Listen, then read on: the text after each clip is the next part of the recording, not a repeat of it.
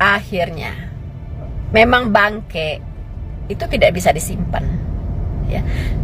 Seperti apapun bangke itu disimpan, pasti akan tercium juga, teman-teman.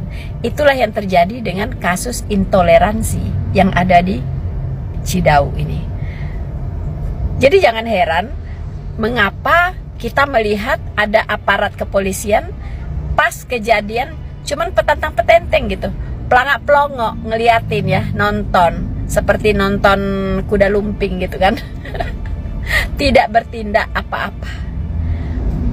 Akhirnya saya menarik benang merahnya, teman-teman, dengan statement dari Kapolseknya bersamaan dengan si kepala desa, bahwa ketika mereka membubarkan aksi intoleransi itu, ya, dia berjanji, ya, katanya kami berwenang, ya, dalam hal ini.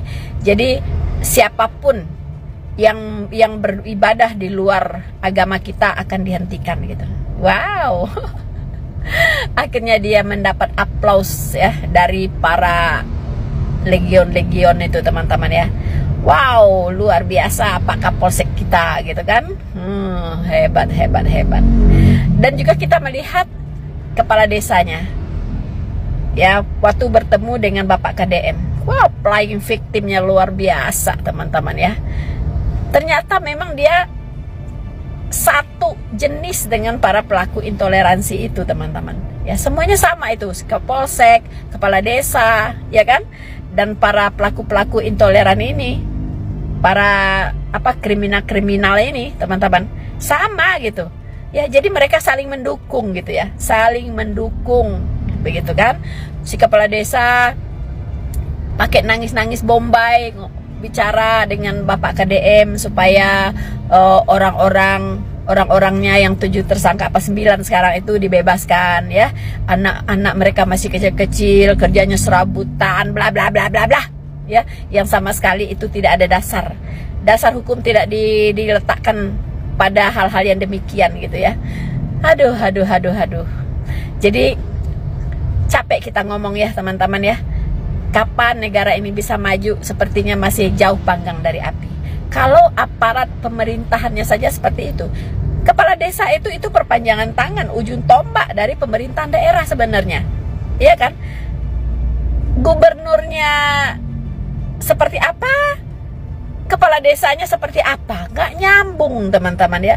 Jadi jangan-jangan KDM nanti mengalami banyak benturan, iya kan? Itu di ujung jalan, teman-teman.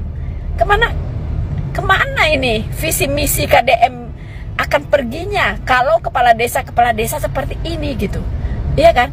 Aduh. Bener-bener satu ke barat, satu ke timur, nggak nyambung, ya. Jadi kalau bisa Bapak KDM langsung dievaluasi semua, ya, semua kepala desa yang ada di Jawa Barat ini. Karena maaf, ya, Jawa Barat ini itu terkenal dengan intolerannya, sangat terkenal gitu kan, number 1 di Indonesia ini gitu. Itu di mana salahnya? Ya harus dievaluasi tuh, ya kan? RT, kepala desa, lurah, camat, ya dievaluasi, Kapolresnya dievaluasi semuanya gitu. Kalau bisa, Pak, dibawa ke barak militer, Pak. Dibawa ke barak militer, ya, di karantina di sana, dicuci otaknya, diisi dengan nilai-nilai yang benar, yang bisa menjadikan Indonesia ini lebih maju lagi, nilai-nilai toleransi, ya.